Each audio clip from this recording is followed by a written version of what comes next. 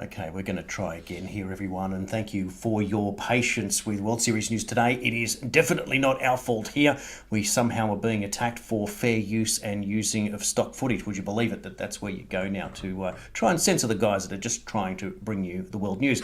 Anyway, welcome everyone to World Series news for this bumper edition. There is a lot of news going on right now. It's absolutely massive, the news that's happening, and I'm going to bring up the first headline as people start to join us. But this is a tragedy that's occurred in India today. At least 207 people have been killed and hundreds injured in a train crash in eastern India. That's a massive story that's developing right now. But Simon, welcome back to World Series News, and you've had a massive weekend yourself. Yes, indeed. There's been a lot going on. I've been on a few shows, got a lot more booked for this weekend, but really going to be bringing the most detailed and the best analysis to our audience here.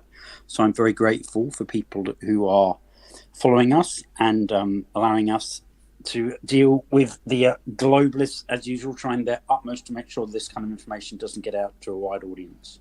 Yeah, I know it's disappointing, isn't it, that all you're doing is doing the best work that you possibly can, and you even get tricked, censored in all of that. But hey, that's the point of this. Now, this show is going out on Facebook and YouTube, Twitter, and it will be uploaded later on to Rumble on the channel there. Now, if I can find a picture, you just look me up on my name. Jason Alborn is the name you will find on Rumble if you want to look at that, and I'll post an image there with the spelling, etc., so that you can look for it for future broadcasts on Rumble if we happen to get taken out. Now, what I want to do first is I want to talk about the Albanese speech from last night at the IISS, the International Institute of Strategic Studies. There you go. The second I failed me in the attempted broadcast earlier. But we're going to play an excerpt from that speech now, about 90 seconds, to get a taste and a gist for what he says. Listen out for words such as sovereignty. We're going to talk about that. And we're also going to talk about the idea of a unilateral attack, and Albanese promising that for the security of the Indo-Pacific. Let's play it now, and we'll get in with all the details in just a moment. Our government's investments in new capability and technology and personnel are unapologetically about our national defence and our national sovereignty.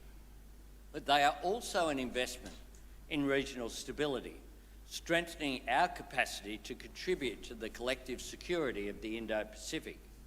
From shared peacekeeping missions such as the Regional Assistance Mission in the Solomon Islands, to providing essential support in times of humanitarian and environmental disaster, most recently in Vanuatu. Australia is determined to deepen this cooperation with more shared exercises building on the recent success of Talisman Sabre and our flagship regional engagement activity, Indo-Pacific Endeavour. In boosting our nation's defence capability, Australia's goal is not to prepare for war, but to prevent it through deterrence and reassurance and building resilience in the region, doing our part to fulfil the shared responsibility all of us have to preserve peace and security, and making it crystal clear that when it comes to any unilateral attempt to change the status quo by force, be it in Taiwan, the South China Sea, the East China Sea or elsewhere, the risk of conflict will always far outweigh any potential reward.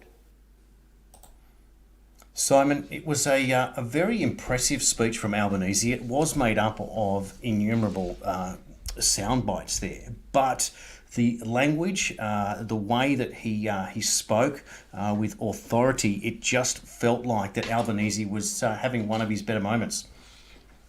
Yes, I would agree that it was definitely one of the best speeches that he's given since becoming Prime Minister. There was kind of like a first half and a second half. The second half, his accent and lisp became quite a bit more pronounced. He had to take repeated drinks of water. And whilst I felt that there wasn't anything that was kind of like really bad, he didn't appear to lose his place or make any kind of horrendous errors. The overall gist of it was that it literally seemed like it was designed to be chopped up for sound bites. And in terms of the actual structure of the speech, it literally was like they had 20 people in a room. They had said, it's what they call a brainstorming session, where they say to everyone, okay, it doesn't matter how stupid your idea is, just throw it out, and the secretary or the aide or whatever is going to write all your ideas down on this enormous sheet of paper.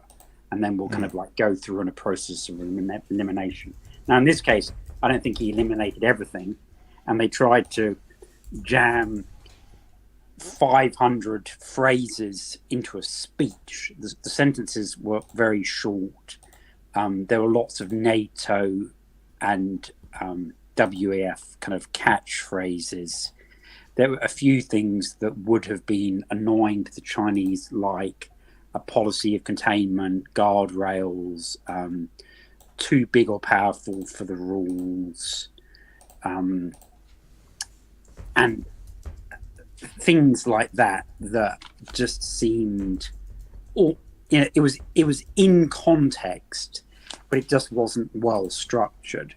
Now, I wondered when I heard these things, and I was listening very, very closely, albeit that it was like at 4 a.m. my time, was that would that really piss the Chinese off? And when I looked at the updated Global Times article, which was long, they really didn't give him much mind. They kind of said it was like what they anticipated. It was an adequate delivery. It was the beginning of the conference. And they kind of summarized it accurately. But really said, it seems that he's realized we're their largest trading partner. And so it appears to be a good faith attempt to improve relations, which is consistent with the state premier and the foreign secretary and trade minister visits that have occurred over the last 3 months. So overall, I would say that the Chinese are, if not happy, then satisfied with what Albo's put out so far. It is very interesting, though, that they are really building up the sense of anticipation for Austin's speech, which they expect to be lacking in substance. They've actually said that, Chinese, on Saturday. The British Defence Secretary appears that he's also going to speak. The Ukrainian Defence Secretary, rather unexpectedly, has now turned up, and this time, at least his picture shows him in a suit with a waistcoat, as opposed to in a green paramilitary outfit. Wow! Okay. And then the Chinese General Li Shangfu is going to be one of the last speakers on Sunday, and the Chinese late today, going into your follow-on day, Saturday morning, they are really building up Li Shangfu. They're saying that he's just on that for a moment. I think it's fantastic that the Chinese defense minister is called General Li, just for the sake of it. I think that's kind of cool. Yeah. But anyway, keep going. Well, they're pointing out that I'm incorrect, and it's not 10 to 1; it's like 20 to 1. Yeah. And that he's going to set Chinese expectations for minimum standards of conduct in the South China Sea. Yes. And that he's going to clearly define red lines. So already, in terms of the status quo being unilaterally altered, the Chinese government is like, well, it doesn't need to alter because Taiwan's part of China, and it just depends on who's administering it. But it's going to be gangbusters on Sunday. Our Sunday show will definitely, bearing other natural disasters, will definitely focus on this weekend's events in Singapore. And that Sunday show is 7 p.m. Sunday in Florida, and that's 9 a.m. here in Australia. I'm just going to just go over my notes very quickly for those that are just tuning in from the Albanese speech last night at the International Institute of Strategic Studies. He talked about a new world order and a unipolar era. Early on in his speech, he says, war is not inevitable. Our fate is not preordained. What we say here matters for the world. He's looking for peace, obviously, in the Indo-Pacific to be defended and upheld. He also talked about the idea of building guardrails. That was an interesting term for the idea of obviously building defences. If you don't have a pressure valve of dialogue, talking specifically about the IISS meetings, he says there is a much greater risk of action and reaction. He says dialogue is at the heart of our efforts. There are fundamental differences, but we should be able to agree to get along even if we don't agree, but we can obviously get along. He says China's economic transformation has benefited the entire region, which is obviously important for the region. He says it's important, though, that we must be fair and be seen as fair, and also talked about upholding sovereignty. And I just want to hold that thought there. And we might go into a bit more detail a bit later, but if you get a chance to look at James Roguski, who was on our show, but he did an interview with John Campbell just yesterday, and he talked about their World Health Assembly and bringing up in terms of the pandemic treaty, pandemic accord, whatever you want to talk about it, but terms in there also talking about sovereignty being layered up in layers of bureaucracy that will remove your sovereignty. So when the globalists talk about sovereignty, you must take it with a grain of salt and look deeper, and we'll get into that analysis as well. But he also talked about a commitment, Albanese, to nuclear disarmament, preventing inhuman weapons. Then he talked about AUKUS and having nuclear powered subs with conventional weapons, but what he didn't talk about was the fact that the United States will be putting nuclear weapons on their nuclear subs. He says we need to do more in the region, with a special envoy being appointed of Nicholas Moore, who will work in the area of southeast China. There was a lot that he talked about in terms of securing energy and food security for the region. It's ironic, though, that he doesn't worry about energy and food security at home. But again, he talked about neighbours and family and sovereignty, and he was even asked a question, is Australia part of Asia or the South Pacific? And basically, Albo's part of everything, and that's what he likes to do there, to make it feel like, for mine, Simon, that he wanted to make this arrangement, the G20, the NATO groups, the Western countries appear a lot bigger than they are. And what we're going to talk about in this show is all the deals done on the other side of this arrangement going around the world. But is that a fair take of what you absorbed in that interview, Simon? Yes. I would just say that his use of the phrase guardrails was slightly different. It wasn't talking so much about defence as in a defensive barrier. It was talking about there being guardrails on both sides of the road in order to keep the diplomatic relationship on track. That's the context of guardrails. He obviously talked about the United Nations Convention on the Law of the Sea, which is ironic because the American Senate, having pushed very, very hard for that treaty originally, still haven't ratified it. So that was something that definitely is outstanding. And he did mention that there were strained relations currently. Most of his speech was all directed towards China. It was it was a brief mention of Russia, brief mention of North Korea in terms of nuclear proliferation, but it was pretty much entirely focused on the People's Republic of China. In terms of Australia's place in the world, which was the single question that he got asked from a kind of like geopolitical point of view, he actually said that India is to the west, Asia is to the north, the Pacific is to the east. We've had a great relationship with America since World War II. We're part of the Pacific family. We've traded with ASEAN. We have a British colonial history, and we must recognise Australia's original people. So he literally ticked every single box to answer that question. Yep. Okay. Now, what we're going to do is I'm going to play another clip now, and this is a clip of, well, everyone's seen it, but Joe Biden taking a stumble. And the reason that I'm going to do that is as you're watching that and goodness me, wondering how this man can continue to hold high office, I'm just going to read a summary of quite an impressive speech, in fact, that Biden gave at the US Military Academy before he took that stumble. So I'll put that up now, and then I'm going to just read this through. We'll be and we'll talk about that in a moment. So here he goes. He takes a stumble, as you can see there. Interesting how the cheer seemed to increase when he went down. So that's what's going on there. But whilst the entire world saw Biden fall over again, this time in front of the entire US Air Force Academy, it was after giving a surprisingly coherent and revealing speech. Biden praised himself for engaging NATO members and reuniting them as he'd always done. He is a great schmoozer after all. He proclaimed that America stood for freedom, sovereignty, democracy and dignity, which enabled Ukraine to be defended.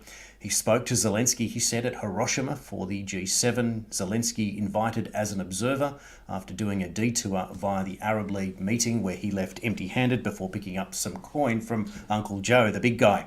This is the guy, Zelensky, who suspended his opposition party. Biden told him he always stands up for democracies. If Ukraine loses, Biden says, what about Belarus and Eastern Europe? He said the US does not seek conflict with China. He once again acknowledged global challenges such as climate change. He says he stands up for his friends, engaging with China, resisting economic coercion, which for mine reads like an excuse to take a lesser offer for other countries to not de-dollarize.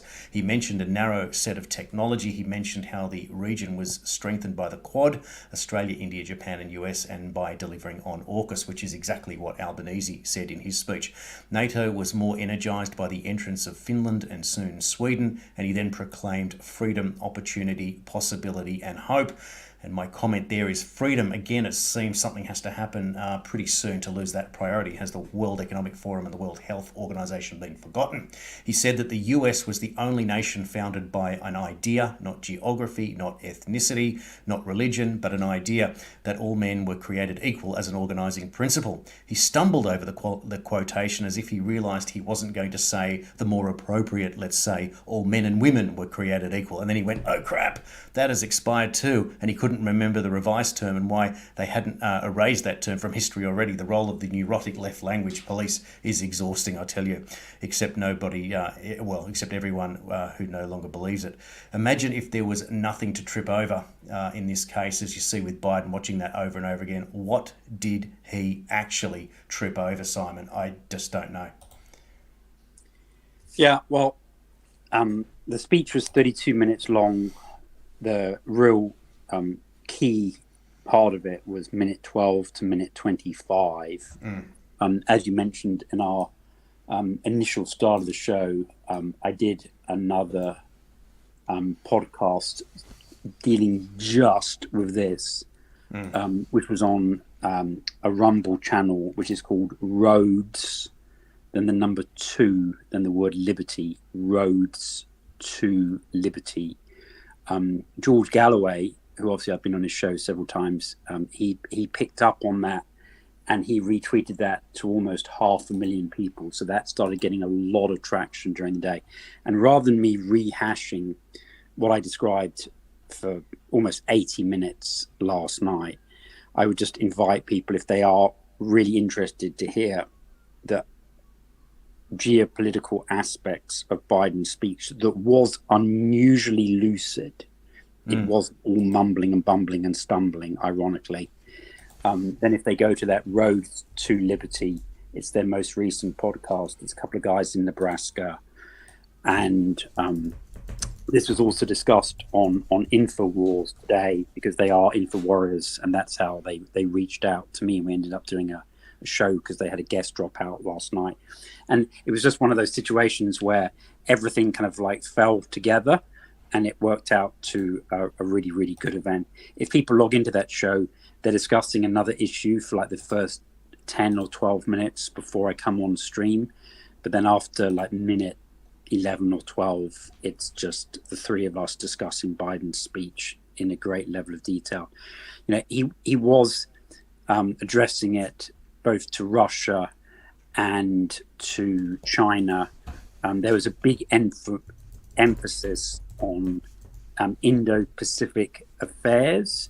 And it's ironic that both Aboriginal and Biden are both talking about the value of alliances and partnerships. When we get on to the other news regarding the Middle East tonight, because that has blown the whole concept of alliances and partnerships out of the water as far as the Middle East is concerned. Yeah, And indeed. so I'll leave it there, and we can move on to the next subject. But suffice it to say that I did think there was enough to actually talk about it for 80 minutes. So for those who are interested in what he said, and I should point out that he really, at that section, wasn't addressing the cadets, and it actually was the graduation ceremony of the Air Force Academy as opposed to the West Point Army Academy. And so the middle section of the speech was very, very much speaking directly to the government of China and Russia. That was the only audience that it was intended for.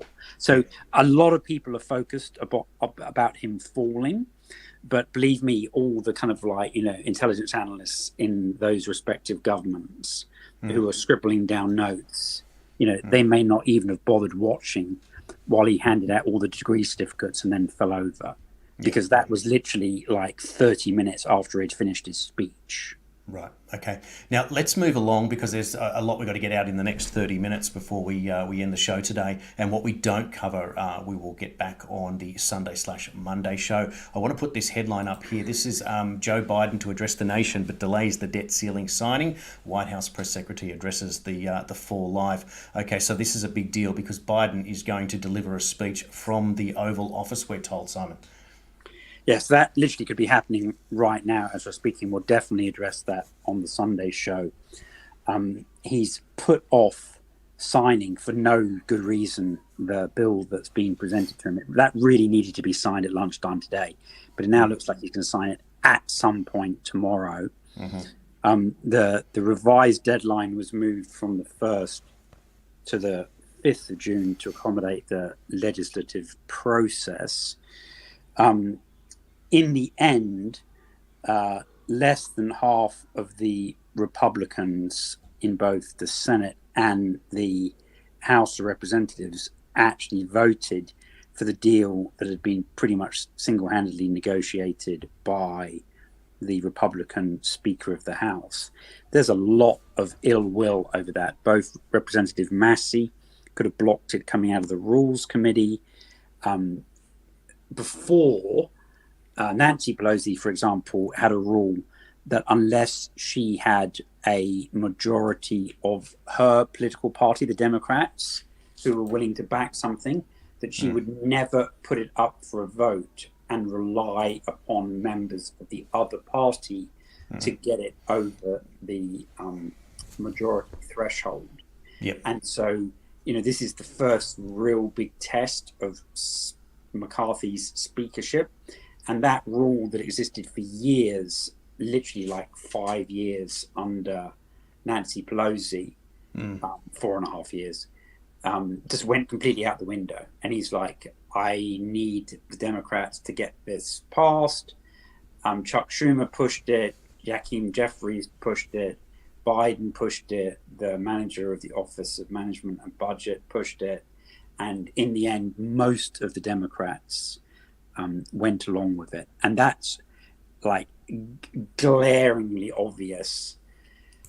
I guess we'll see what the political fallout is on the talk shows. I suspect the mainstream media are going to try and protect McCarthy because at the moment he's like collapsing on every single point. It's made several members of the House of Representatives like Marjorie Taylor Greene, who pushed his candidacy very, very hard indeed, and said that he could be trusted and he'd be fiscally conservative and socially conservative. She's just been proven to be completely and totally misled.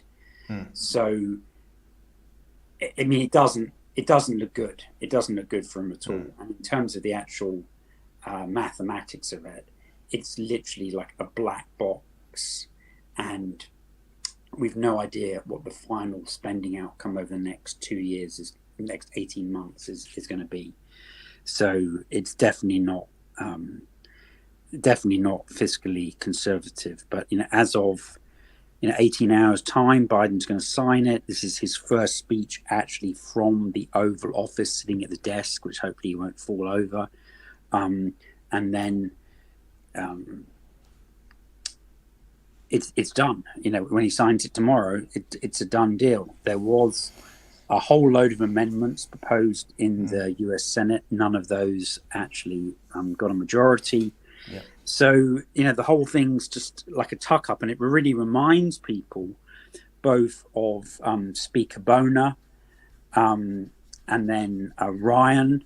Yep. And it's just like, what do we need to do to actually really get a Conservative Speaker of the House? Because every time a Republican gets put in that seat, they literally collapse like a deck chair at the first slightest contentious debate. Now, just hold that thought there, Simon. I'm just concerned. We've got to be conservative on time today, and I just want to make this point that this debt ceiling effectively gives a pathway now to unlimited spending for the next 18 months. And if you line up 18 months from today, that puts you at December of 2024. That's post the next presidential election. And could it be at that point that the government once again runs out of money and sitting at a debt level of somewhere between $36 and $37 trillion, give or take? It's got to go back in a lame duck period before the inauguration of a new president, and then there's going to be a real financial crisis coming. Now, just on that thought, hold that for just a moment. I'm going to explain something to you right now.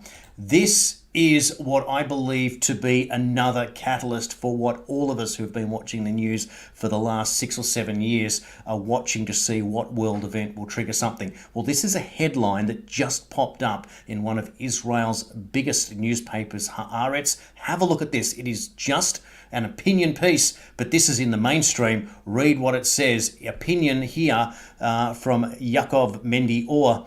Is judicial reform a Trojan horse for West Bank annexation? Israel's far-right government's plan to neuter the courts is part of a series of moves driven by an extremist messianic vision that would see the West Bank under Israel's full control. The politicians backing it are shockingly complacent as they forge ahead with this suicidal policy. Simon, this could well be one of the biggest headlines of the year, if not the century.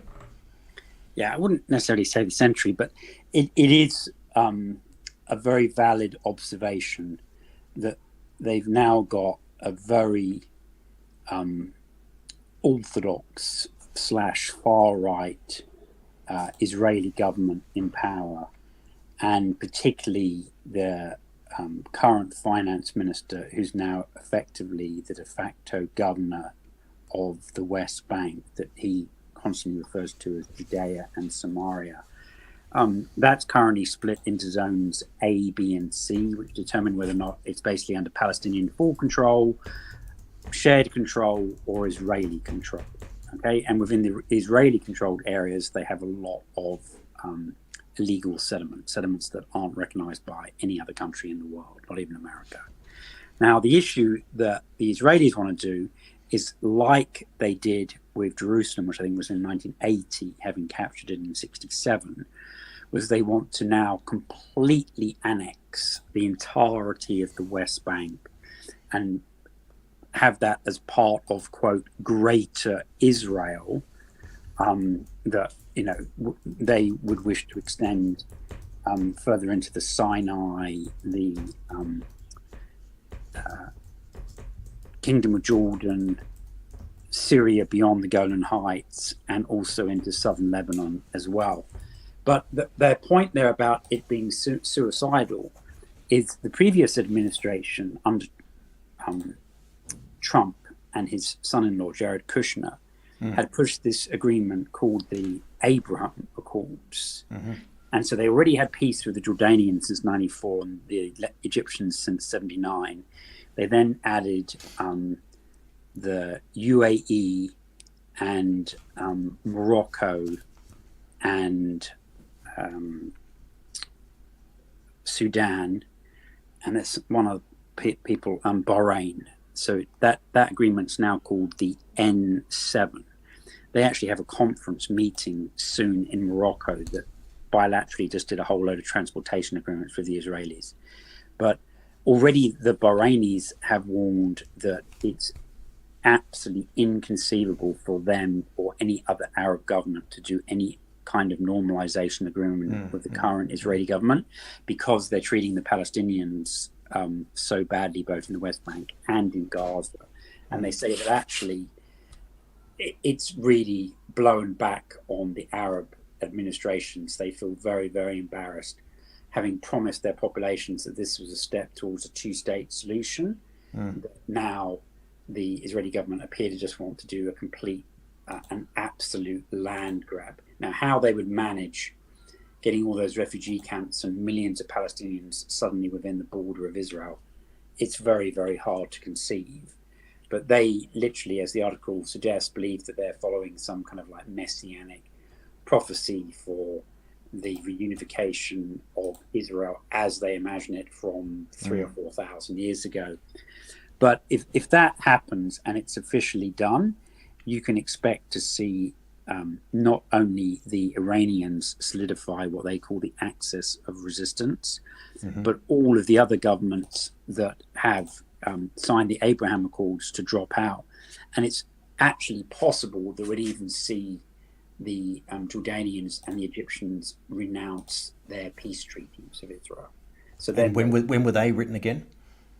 I believe Jordan was 94 and Egypt was 79. That was the Camp David Accords, which was the first peace agreement. And that was what got Sadat killed. That was when his own bodyguards turned against him and killed him in an army parade. Right. So that because peace deal... because they were so unhappy that Egypt was the first country to do a peace deal with Israel, recognizing its right to exist and its borders. So it could be a reversal of a 44-year-old treaty there. This is obviously it's absolutely massive that Israel could just want to just plow ahead with this expansion method. But many people who are watching are considering now that the idea of the discussion of a third temple, the fact that we learnt that some time ago that former Trump supporter Sheldon Adelson, who's now dead, had actually bought equipment, stocks, building materials to actually build. They've stockpiled it to build this third temple. So there seems to be a genuine plan. So that's the trick that the Israelis are playing upon the Christian Zionists.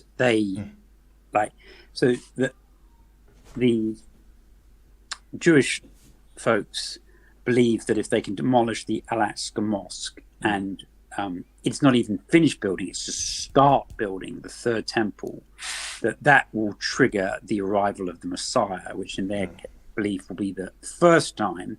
But all the Christians who are of this particular kind of fringe in the United States believe that it will be obviously the second coming of Jesus Christ, and that will then trigger Armageddon, and those who are pure will all be raptured and all this kind of stuff. And so unfortunately you've got a confluence of really quite using the word zealot would be inappropriate in this context, but should we say dedicated Jews and Christians who have a particular set of beliefs that are coinciding.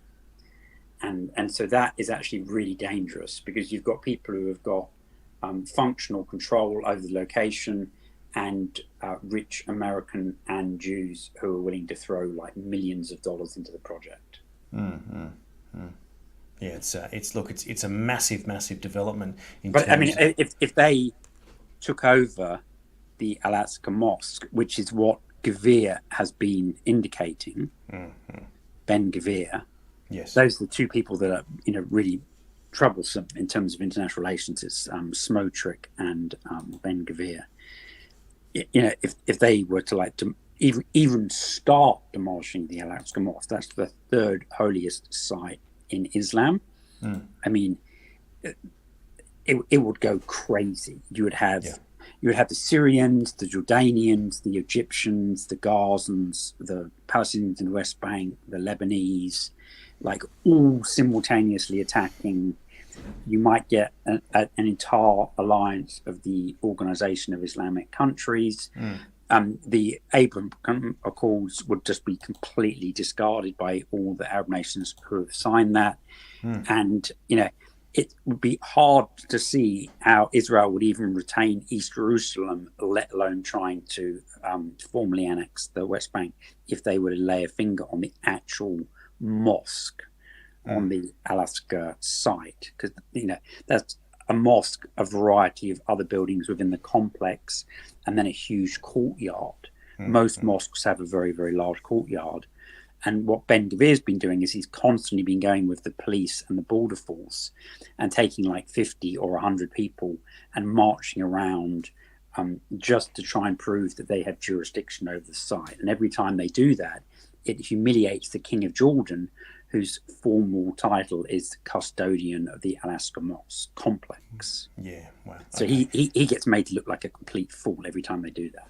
Yep. Now, I want to jump ahead to this story because I think it ties in quite well. But take a look at this headline that we saw from Going Underground, and you've written there, massive, UAE leaving the Coalition Maritime Task Force and said, watch Oman next after the Sultan visit to Iran. So Iran, Saudi Arabia, the UAE and Oman are in consultations to form a joint navy to guarantee security in the Persian Arabian Gulf region. These consultations have begun with the coordination of China after the landmark Iran-Saudi bilateral agreement. Simon, this is massive. So this is a very reliable news organization based in the UAE, run by, I believe he's actually Indian, though clearly British educated because he speaks like me. And they put that out, and it is absolutely just groundbreaking. I tried really hard to get verification of it. They don't even cite their sources, so it's not confirmed.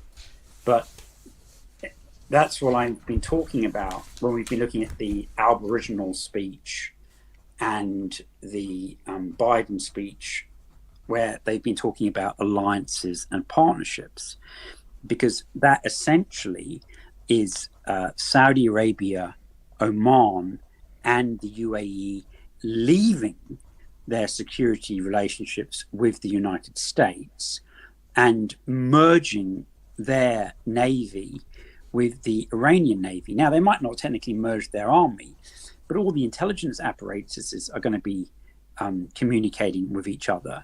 And so that's going to make it almost impossible for the Americans to actually share any information with the Saudis or the UAE, for example. Now, to be honest, we have to take credit here because we've been talking about the situation between Oman and the Iranians, particularly with that recent visit of the Sultan with all of his general staff, where they were specifically said they were going to talk about security issues. But also, if you recall, when you and I amazingly only met a few months ago, but it was shortly after that the Chinese-sponsored Saudi and Iran peace deal, for want of another phrase, occurred on the 10th of March. But the day before that, the Saudi foreign minister, who today is in South Africa, and we're going to have to go on to that next before we run out of time, in the BRICS meeting, he went and met with the Russians, and they issued a joint statement on the 9th of March where they said that they weren't just consulting or formulating or planning. They said that they were reviewing the new regional security mechanism. And immediately I was all over social media saying, what the hell's this? What document is there to be reviewed? That's not in the public domain. What countries are involved in this? Is it the whole of the GCC? So at the moment, it would appear that we've only got 3 members of the 6 members of the Gulf Cooperation Council. There's still Bahrain, Kuwait, and Qatar outstanding, right? Another news agency did run with the story, but they didn't say where it was from at all, and it might indeed have been from the Going Underground. So it was just kind of like people like repeating what might be a rumor. But that is absolute. I mean, I just, all of those countries, apart from the Iranians, are allies of the Americans, right? They do joint military exercises. Now, this was what I was talking about 2 days ago when I said, look how here the Emiratis are saying that they left this combined maritime task force 2 months ago. And I specifically said, watch what the Omanis do next. And lo and behold, 2 days later, they're talking about merging their navies. And we covered that not only when the Sultan went to Iran, but when those Iranian Navy ships, having gone all the way around the world, didn't dash home to see their wives and kids. They stopped in Muscat for 2 days. And that was a big signal as well. So we've really been ahead of like everyone in the Western world on the machinations that have been going on there. But it is not a done deal. They're saying that they're consulting about merging their navies. But the purpose of that is for regional security, both in the Persian Gulf, the Arabian Gulf, but also remember what we talked about specifically in our previous conversation was how Iran and Oman, just with surface land-based missiles, had the ability to completely dominate the Gulf of Oman, which goes to the choke point of the Straits of Hormuz and then goes into the Persian Gulf that over 50% of the world's energy flows through. So, I mean, we've also got this weekend OPEC meeting in Geneva. And there's rumors going around that they're going to cut another 1 million barrels per day of production, which isn't that big a deal, frankly. It's like a, I don't know, 5.5% reduction. But the oil price is down now around $70. It's really dropped a lot. Okay. Isn't that interesting? Because yesterday here in Australia, the price of petrol jumped in my area by 40 cents a litre. I don't know what that's to do with the price cycle, but I've never seen it as high, $2.30 a litre for premium. Well, that has absolutely nothing to do with the spot barrel price, that's for sure, which has actually gone down and down and down. But I've been asking all these oil experts, are you seeing the Iranians in Geneva? Have you seen the oil minister? Have you seen the oil deputy minister? Have you seen Shamkhani? Have you seen the new national security advisor? Are any of those guys in Geneva? Does anybody know if they're not in Tehran and they're somewhere else? Because what I think could be the next big surprise, because the president of OPEC went to Iran and had an extremely friendly exchange, both with Raisi and with the oil minister, the Iranian energy minister there. And it looked like even if Iran didn't formally become a member of OPEC Plus, that they were about to be made like an observer or an associate member or a strategic partner or something, just to kind of allow them to attend the meetings. Right. So hold that thought there, Simon, because we're down to our last 5 minutes. I just want to bring this big story up about BRICS. Let's say we can tie that in nicely here. But take a look at the countries now that have rocked up for the BRICS meeting. Saudi Arabia. Go on. So the front row are the official founding members of BRICS. So you've got China, Brazil, going from left to right in the front row, China, Brazil, South Africa, India, and Russia. Okay. The Indian foreign minister did an excellent introductory speech. People can find that on my Twitter feed. It's like 4 minutes. He had some real key points in that, talking about multipolarity and rebalancing the architecture of the world order. It was a really, really significant 4-minute speech, right? Now, the back row are all people who want representatives of countries, mostly their foreign ministers, who want to join BRICS. The real tall guy without the tie behind the black South African lady, he's the Iranian foreign minister, so the Iranians were there. And then if you look in the three to the right of him, as you face the picture, the man in the traditional Arab dress with the keffiyeh is the foreign minister of Saudi Arabia. And then to the left of him facing the picture with the light blue tie is the foreign minister of the UAE. So there are three of the guys who have just done the Navy deal. Okay, the Omanis weren't there. But, you know, you've now got the Saudis, the Iranians, the Russians, the Indians, the Chinese, and there were another 7 countries who participated by teleconference. Yes. And all of the founder nations were saying how keen they were to expand the group. The problem is this has never been contemplated, and there's not really a defined accession mechanism. So the founder members are going to have to come up with a formal accession process and then start applying it to each of the individual countries. Now, frankly, Saudi Arabia is going to be an absolute shoo-in.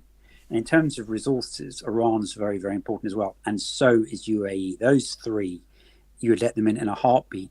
But when you have the Russians and the Iranians, then it creates all kinds of problems to do with sanctions. What's interesting today is that the Pakistanis and the Iranians have just agreed that in order to get around US sanctions, they're now going to be doing their cross-border trade in between Chabahar and Gwadar through the Pakistani province of Baluchistan, and everything's going to be done by barter to avoid sanctions on any of the state banks or the Pakistan central bank. So they are really determined to go ahead with all these, trade agreements, irrespective of how the Americans feel about it. But, that's 19 countries, but we know that the total list is over 30 countries now.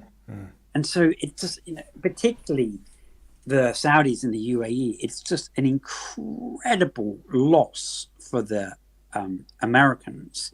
And, it's ironic that we've got the director of the CIA flying around desperately trying to patch things up. It's too little, too late. Now it's been announced that Blinken is going to go to Saudi Arabia to discuss strategic cooperation. But this is the point where you want to show your beach picture. Right. So my opinion of what Blinken's going to be doing is this is a picture from the remake of the movie Dunkirk. Yep. And as they would now say in New Zealand, he's going to negotiate a managed retreat as opposed to strategic operation. It's kind of like, who gets on the rescue boat first out of the 50,000 American troops that are currently based up in the Middle East. Because they're taking loss after loss after loss. And they're doing cooperation on cybersecurity, and they had some drills that were planned a year ago. They had a conference on integrated air defense that was planned 6 months ago. They haven't cut everything off at the knees and said, we're not talking to you at all. But all of these events that are playing out over last month and this month, once these are all done, there's not justification per se of them being planned for next year again. They could just say, thanks, it's been nice, but, we're done at this point. I just want to, and I know you're literally going to wrap things up in a minute, very quickly read that quote from that woman, Barbara. Got it there for you on the screen. Leaf. You've got it there on the screen? Yep. Assistant Secretary of State for Near Eastern Affairs. So she was giving testimony to the US senators, and basically she just flat out lied to their face, right? And she said that the Iranian-Saudi deal, that's the Chinese-backed one from the 10th of March, is merely a détente or détente. It is not a reconciliation or a big rapprochement or a full normalization. And that is absolute BS. So we're talking about tens of billions of dollars of trade deals, exchanging ambassadors, reopen embassies, a joint chamber of commerce, uranium mining, enormous railway projects, buying ships to ferry goods across the Persian Gulf, a new harbor being built, I mean, it's just like, you don't build that over the space of 5+ years and invest astronomical sums of money when it's like a flash in the dark, or two ships passing in the night or something. This is a big, long-lasting, strategic, geopolitical shifting. It's a tectonic event. And the fact that somebody who's in a senior position in the US State Department is still telling the members of the Foreign Relations Committee that don't worry about it, it's no big deal. I don't understand how they're going to wind that back. I mean, they should be facing impeachment in 6 months' time, because it's pretty clear to Blinken, her boss, and it's pretty clear to CIA Director Burns that there's a heck of a lot going on there. Otherwise, they wouldn't be doing these like emergency visits. And the same thing can be said of Jake Sullivan. Yep. Now, that's going to be where we're going to have to cut off for today, but there's a lot more that we're going to talk about. But what Simon's explaining there is the deal with Saudi Arabia and Iran is more than just a detente, as Barbara Leaf has explained, and we've shown you in great detail the expansion of BRICS on the sidelines there. Iran meeting with South Africa, talking about more deals. The Trojan horse annexation in Israel is a massive and Jason, deal. One final thing. On the sidelines of the BRICS meeting, the Saudi and the Iranian foreign ministers had a very productive meeting. And today, the Saudi Arabian foreign minister announced that he'll be making a state visit to Iran very shortly. So that's two more indications of how well that relationship is going.